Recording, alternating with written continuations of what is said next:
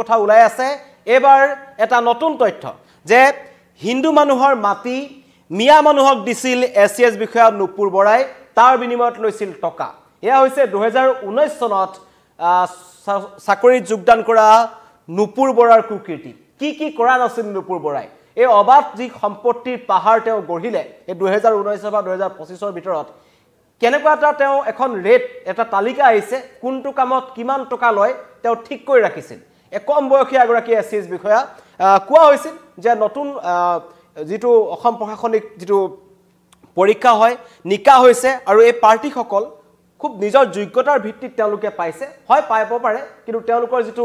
মনোবৃত্তি তেওঁলোকৰ যেটো চিন্তাধাৰা হেতু কিন্তু সেই ঘুষখুৰ আগৰ যি সকল বিষয়া আছিল তাৰ সৈতে মিলি আছে আৰু এজনৰ পাছত এজন এনেকুৱা কম বয়সীয়া এনেকুৱা ধৰণৰ বিষয়াসকল উচ্চপদস্থ বিষয়াসকল যে ধৰা পৰিছে তেওঁলোকৰ ঘৰত যেটো হাৰত টকা ওলাইছে তাৰ পৰা গম পোৱা যায় যে এতিয়াৰ প্ৰশাসনিক বিষয়াসকল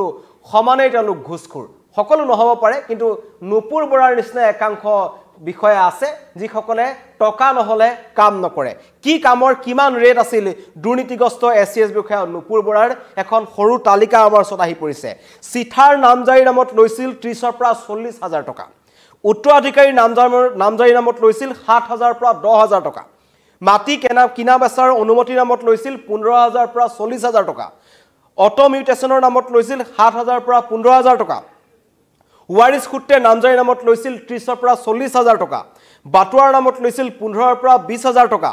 ম্যাদীকৰণৰ নামত লৈছিল 20,000 পৰা 25,000 টকা নাম কৰ্তন বা নাম বাহালৰ নামত লৈছিল 1.5 লাখৰ পৰা 2 লাখ টকা মাটিকালি সংশোধনৰ নামত লৈছিল 70,000 পৰা 1 লাখ টকা নাম শুধৰণি নামত লৈছিল 20,000 পৰা 30,000 টকা ল্যান্ড হোল্ডিং এণ্ড ট্ৰেছ মেপৰ নামত লৈছিল 1500 পৰা 2000 টকা এই সমূহ তথ্য ইতিমধ্যেই আহি পৰিছে আৰু কেএমএছএছে 2025 চনৰ 5 আগষ্টত কামৰূপ জিলা আয়ুক্তক লিখিতভাৱে দাখিল কৰিছিল এখন পত্ৰ য'ত এই অভিযোগ এইগৰাকী নুপুৰ বৰাৰ বিৰুদ্ধে উল্লেখ কৰা হৈছিল আৰু নুপুৰ বৰাৰ ঘৰত যেনেকুৱা ধৰণৰ টকা পইচা ওলাইছে ট্ৰলি বেগসমূহত ভৰ্তি কৰি তেওঁ টকা ৰখা আছিল 2 কোটি টকাৰ অধিক তেওঁৰ পুনৰ অলংকাৰ পাইছে কেৱল আৰু কোৰ্ট কেনেকুৱা কিমান টকা সুমুৱাই ৰাখিছে তাৰ কোনো ঠিক নাই এয়া হৈছে এগৰাকী অতি কম বয়সীয়া এসিএস বিষয়া নুপুৰ বৰাৰ কাণ্ড মই ইতিমধ্যে আপোনালোকক কৈছো কোনটো কামৰ কাৰণে কিমান ৰেট তেওঁলোকে ঠিক কৰি ৰাখিছিল আৰু তেওঁ জলেকে চাকৰি কৰিবলৈ গৈছিল প্ৰথমতে বৰপেটাত আছিল তাতো তেনেকুৱা এখন সাম্ৰাজ্যত গঢ়ি ৰাখিছিল হাংগু পাংগু 2-3 জনক লৈ লাটমণ্ডল আছিল অতি ঘনিষ্ঠ বুলি কোৱা হৈছে লাটমণ্ডলজনক সেই লাটমণ্ডলজনৰ নাম হৈছে সুৰজিত ডেকা এই সুৰজিত ডেকাৰ ঘৰটো কালি যেটা অভিযান চলিছে এইগৰাকী এসিএস বিষয়াৰ হাতত ধৰিয়ে এই সম্পত্তি পাহাৰ গঢ়িবলৈ সক্ষম হৈছিল লাটমণ্ডলজন নাম হৈছে সুৰজিত ডেকা এই সুৰজিত ডেকাৰ দৰে একাংশ ঘনিষ্ঠ মণ্ডলক লগত লৈ এই সাৰ্কল অফিচত এনেকুৱা এখন বেপাৰ বনাইছিল এখন বজাৰ বহাইছিল এগৰাকী নুপুৰ বৰাই আৰু তাৰ পাছৰ পৰিস্থিতি মই এতিয়া আপোনাক কৈছো হাজাৰ মানুহৰ পৰা টকা লৈছিল আৰু হেউটিয়া তথ্য যে চৰ অঞ্চলসমূহত এটো আটাইতকৈ ডাঙৰ ঘোটালা কৰিছে ডাঙৰ এটা কেলেংকাৰী সংঘটিত কৰিছে এগৰাকী একেবাৰে নিমাখিত ধৰণৰ দেখা এগৰাকী যুৱতী নাম হৈছে নুপুৰ বৰা তেওঁ হিন্দু মানুহৰ মাটি চল চক্ৰান্তৰে মিয়া মানুহক বিক্ৰী কৰিছিল তাৰ বিনিময়ত তেওঁ লাখ টকা ঘটিছিল আৰু সেই টকা এতিয়া তেওঁৰ ঘৰৰ পৰা উদ্ধাৰ কৰা হৈছে 1,70,00,000 টকা গোটানগৰ ফ্লেটৰ পৰা বৰপেটাৰ ঘৰৰ পৰা উদ্ধাৰ হৈছে লগতে ট্ৰলি বেগ ভৰাই থকা অৱস্থাত 2 কোটি টকাৰ দামী অলংকাৰ সিএম ভিজিলেন্সে তেওঁৰ পৰা উদ্ধাৰ কৰিছে আৰু বৰপেটাত ভূমি কেলেংকাৰী কৰাৰ পৰাই এসিএস নুপুৰে সকলোৰ ওপৰত নজৰ আছিল আৰু মুখ্যমন্ত্ৰী ইতিমধ্যে কৈছিল যে যিসকল দুৰ্নীতিগ্ৰস্ত এসিএস বিষয়া আছে যিসকলৰ কিছুমান এসিএস বিষয়া এনেকুৱা এসিএস বিষয়া আছে যিসকলে স্কেনাৰ তেওঁলোকৰ হাংগু পাংগুক দি ৰাখে চালকক দি ৰাখে তেওঁলোকে লাটমণ্ডলক দি ৰাখিব চতুৰ্থ বৰ্গৰ কৰ্মচাৰীক তেওঁলোকে দি ৰাখে যাতে 1,000-1,500 টকা তেওঁলোকৰ হাতৰ পৰা গুচি নাযায় এয়া হৈছে এসিএস বিষয়া একাংশৰ চৰিত্ৰ তেওঁলোকে টকা নহলে কাম নকৰে আৰু এনেকুৱা বহু এসিএস বিষয়া আছে নুপুৰ বৰাৰ দৰে যিসকল এতিয়া ধৰা পৰা নাই কিন্তু সিএম ভিজিলেন্সৰ নজৰত তেওঁলোক আছে অতি শীঘ্ৰেই তেওঁলোকক গ্ৰেপ্তাৰ কৰা হ'ব এইসমূহ তথ্য আপোনালোকক জনাই আছো আৰু বৰপেটাত থকাৰ সময়ছোৱাত কাৰ্বি আংলঙত থকাৰ সময়ছোৱাত আৰু লগতে হেউটেকৈ গুৱাহাটীলৈ তেওঁ ট্ৰান্সফাৰ হৈ আহিছিল আৰু অহাৰ সময়তে যেনেকুৱা ধৰণৰ কুকীৰ্তি এগৰাকী নুপুৰ বৰাৰ ফালৰ পৰা দেখা পোৱা গৈছে আৰু ক'ত ক'ত তেওঁৰ কিমান সম্পত্তি আছে সিএম ভিজিলেন্সে তেওঁক জেৰা চলাই আছে সিএম ভিজিলেন্সৰ জেৰাত সকলো তথ্য পোহৰলৈ আহিব আৰু মই ইতিমধ্যে কৈছো যে এগৰাকী অতি কম বয়সীয়া এসএস বিষয়া কাৰণ এতিয়া এপিএসসি পৰীক্ষা যেটা অনুষ্ঠিত হয় এপিএসসি পৰীক্ষা অনুষ্ঠিত হোৱাৰ সময়ত মানুহৰ মনত এটা প্ৰশ্ন থাকে যে নিকা হ'ব নিকা ভাৱমূৰ্তি হ'ব আৰু যিসকল পৰীক্ষাৰ্থী উত্তীৰ্ণ হৈ পেলাই প্ৰশাসনিক বিষয়া হ'ব তেওঁলোকো নিকা মনোভাৱৰ হ'ব কিন্তু নহয় হেতু নহয় বুলি পুনৰবাৰ প্ৰমাণ কৰিলে এই নুপুৰ বৰাৰ দৰে একাংশ অতি কম বয়সীয়া এসএস বিষয়া টকাৰ খক কেনেকৈ তেওঁলোকক মাটি বিক্ৰী নামত টকা লাগে মই ইতিমধ্যে কৈছো চিঠাৰ নামজাৰি নামত তেওঁলোকে ৩০,০০০ পৰা ৪০,০০০ টকা লৈছিল উত্তৰাধিকাৰী নামজাৰি নামত ৭,০০০ পৰা ১০,০০০ টকা লৈছিল কিছুমান ৰেট আছিল সাৰ্কেল অফিচত তেওঁলোকে এখন সৰকাৰীভাৱে নহয় তেওঁলোকে নিজাববীয়াকৈ হাংগুপাংগুক লগত লৈ এখন চাৰ্ট বনাইছিল য'ত তেওঁলোকে স্পষ্ট কৰি দিছিল যে এটো কামৰ কাৰণে হলে ইমান টকা লবি এটো কামৰ কাৰণে হলে ইমান টকা লবি এনেকুৱা ধৰণৰ নিৰ্দেশ আছিল আৰু সেই নিৰ্দেশ এই যে আমাৰ সুৰজিত ডেকাৰ দৰে একাংশ মণ্ডলে আখৰে আখৰে পালন কৰিছিল কাৰণ তেওঁলোকে তাৰ কমিশন তেওঁলোকে লাভ কৰিছিল আৰু সাৰ্কেল অফিচৰ কোন কোন মানুহ ইয়াত জড়িত আছিল তাৰ কাৰণে তদন্ত কৰি আছে তদন্তত ওলাব আৰু গুৱাহাটীত এসএস বিষয়া নুপুৰ বৰাৰ ফ্লেটত কোটি কোটি টকা উদ্ধাৰ হোৱাৰ পাছত সিএম ভিজিলেন্সে গ্ৰেপ্তাৰ কৰিলে অৱশেষত এসএস বিষয়াগৰাকী আৰু ৰাজচক্ৰ বিষয়া নুপুৰ বৰাৰ ঘৰত কাপোৰৰ ট্ৰলি বেগত ওলাইছে কোটি কোটি টকা বেংকত থবলৈ যাব নোৱাৰে সেইকাৰণে ঘৰতে ৰাখিছিল ট্ৰলি বেগত মানুহে কাপোৰ ৰাখে নুপুৰ বৰাই টকা ৰাখিছিল অলংকাৰ ৰাখিছিল এয়া হৈছে এগৰাকী অতি কম বয়সীয়া 2019 চনত বাৰম্বাৰ কৈ আছো 2019 চনত তেওঁ চাকৰি যোগদান কৰিছিল আৰু 1,60,00,000 টকা 70 লাখ টকা কেৱল এটা ঘৰতে ওলাইছে 2 কোটি টকাৰ অলংকাৰ ওলাইছে আৰু কোট তেওঁৰ পৰিবাৰ বা হাংগুপাংগু এনেকুৱা মানুহৰ হাতত কিমান টকা দি ৰাখিছে তাৰ কোনো ঠিক নাই আৰু সেইতেকৈ মুখ্যমন্ত্ৰীয়ে মন্তব্য কৰিছে যে এগৰাকী নুপুৰ বৰাৰ বিৰুদ্ধে ব্যৱস্থা গ্ৰহণ কৰা হ'ব আৰু সেই ব্যৱস্থা গ্ৰহণ কৰাৰ পাছতেই এতিয়া সকলো তৎপৰ হৈ আছে আৰু মই ইতিমধ্যে জনাইছো যে এয়া দৃশ্যাংশ আপোনালোকক দেখুৱাই আছো এগৰাকী নুপুৰ বৰাৰ ঘৰত যেতিয়া সিএম ভিজিলেন্স উদ্ধাৰ হ'ল তেওঁলোকে টকা গণিবৰ কাৰণে এই মেচিন লৈ যাব লগা হৈছে মানে ইমানেই টকা ওলাইছে এই টকা গণা মেচিন লৈ এইসমূহ হৈছে নুপুৰ বৰাৰ ঘৰত পোৱা টকা এয়া হৈছে আপোনাৰ মোৰ টকা আচলতে সাধাৰণ ৰাইজৰ টকা এইদৰে ট্ৰলি বেগত ভৰাই কামৰ বিনিময়ত নামজাৰি নামত টকা ল'ব বিভিন্ন মানে সাৰ্কেল অফিচলৈ আহিলে টকা ল'বই এনেকুৱা ধৰণৰ পৰিস্থিতি সৃষ্টি হৈছিল তদন্তত ওলাব এয়া হৈছে এইদৰে টকা ট্ৰলি বেগত উদ্ধাৰ হৈছে এয়া কেৱল এটা ঘৰতে গুৱাহাটীৰ ফ্লেটত উদ্ধাৰ হোৱা আৰু গুৱাহাটীলৈ অহাতৰ বেছি দিন হোৱা নাছিল সহজে অনুমান কৰিব পাৰি কাৰ্বি আংলঙত কিমান টকা আছে বৰপেটাত কিমান টকা আছে এয়া হৈছে নুপুৰ বৰাৰ কাণ্ড এটো হৈছে নুপুৰ বৰাৰ ঘৰ আৰু এই ঘৰটোত কালি অভিযান চলিছিল অভিযানৰ সময়ত তেওঁৰ ঘৰৰ পৰা এয়া গাড়ী লগতে টকা অলংকাৰ কি ওলোৱা নাই সকলো ওলাইছে আৰু লুটি পুটি খাইছিল এগৰাকী এসএস বিষয়া নুপুৰ বৰাৰ কথা কৈ থাকিলে উৰ নপৰিব আৰু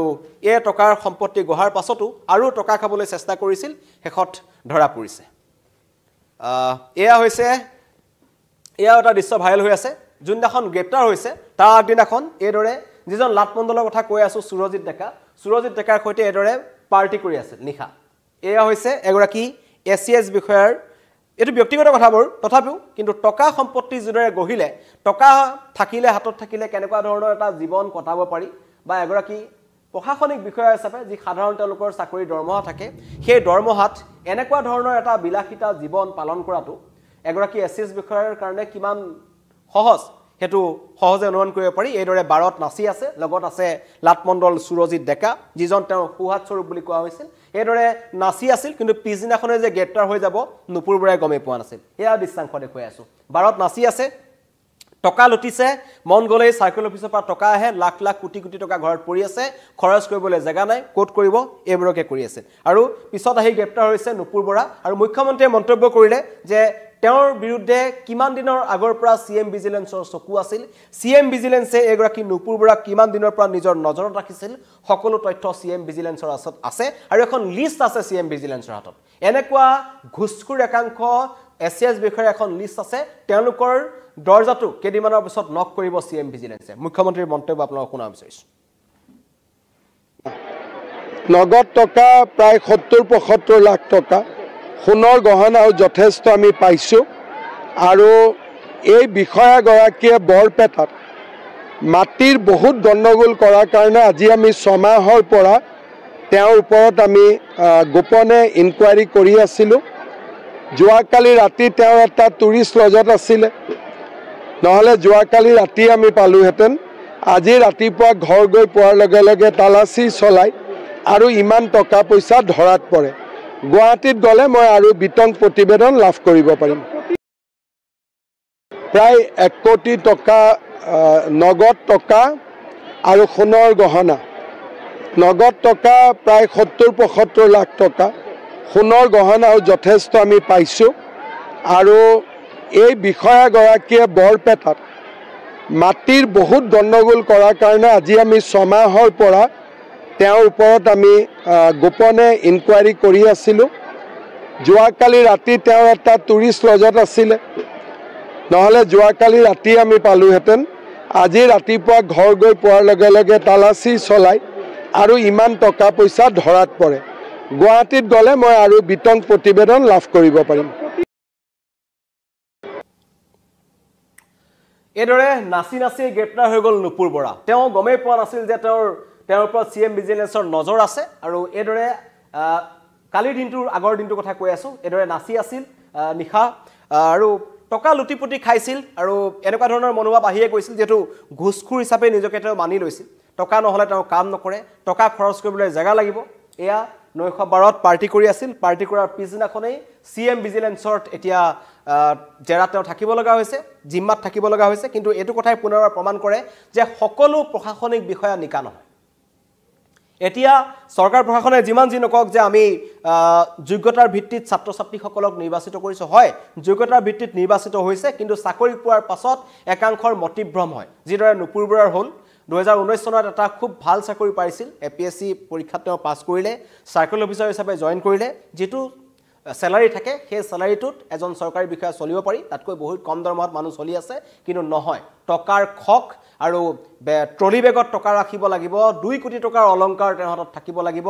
বাৰত গৈ নাচিব লাগিব আৰু তাৰ কাৰণে সাধাৰণ মানুহৰ টেছ কুহি খোৱা এনেকুৱা একাংশ বিষয়াৰ কাৰণে সাৰ্কেল অফিচলৈ মানুহ যাব নোৱাৰে সৰকাৰি কাৰ্যালয়সমূহত এনেকুৱা একাংশ ঘুষখুৰ কৰ্মচাৰীৰ কাৰণে মানুহ যাবলৈ বেয়া পায় কাৰণ আপুনি 1500 টকাৰ কামটো কাৰণে আপুনি তাত 15000 টকা ঘুষ দিব লাগিব তেতিয়াহে মহৰীৰ পৰা আৰম্ভ কৰি ঠিকাদাৰৰ পৰা আৰম্ভ কৰি পেন্সন এই তাত থকা 4th গ্ৰেডৰ কৰ্মচাৰীলৈকে কৰ্মচাৰীৰ পৰা আৰম্ভ কৰি একদম শীৰ্ষ পৰ্যায়ৰ মানুহজনলৈকে সকলোকে টকা খুৱাব লাগিব তেতিয়াহে গৈ পেলাই আপোনাৰ কামটো হ'ব পাৰিব আৰু এটো কথা মই কোৱা নাই এবাৰ ঘটনাই পুনৰ প্ৰমাণ কৰিছে যে CM ভিজিলেন্সৰ হাতত এখন লিষ্ট আছে সেই লিষ্টখনত কিমান ঘুষখুৰ কৰ্মচাৰী আছে সকলো তেওঁলোকৰ ওচৰত আছে এজন কৈ তেওঁলোক যাব আৰু এগৰাকী নুপুৰ বৰাৰ ওপৰত বহুত দিন আগৰ পৰাই CM ভিজিলেন্সৰ চকু আছে বুলি তেওঁলোকে নিজে উল্লেখ কৰিছে মুখ্যমন্ত্ৰীয়ে নিজে কৈছে যে অগাত সম্পত্তি গহিবলৈ গৈ নিজৰ পদবিটোৰ যি অপব্যৱহাৰ কৰে তেনেকুৱা একাংশ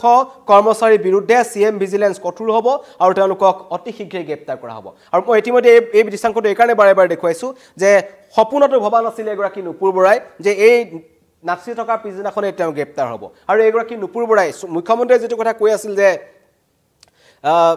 একাংশ সন্দেহযুক্ত নাগৰিকৰ নামত বা সন্দেহযুক্ত নাগৰিকক মাটি দিয়াৰ নামত বা তেওঁলোকক সংস্থাপন কৰাৰ নামত একাংশ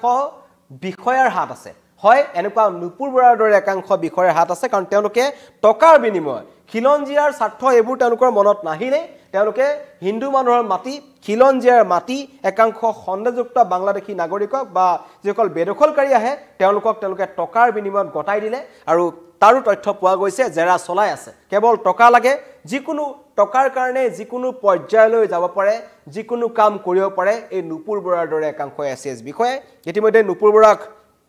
জেৰা চলাই আছে জেৰাত অধিক তথ্য পোহৰলৈ আহিব কিন্তু এই কথাই পুনৰবাৰ প্ৰমাণ কৰিছে যে সৰকাৰে যিমানেই নিকা ভাৱমূৰ্তি কথা নকক কিয় যিমানেই CM ভিজিলেন্সে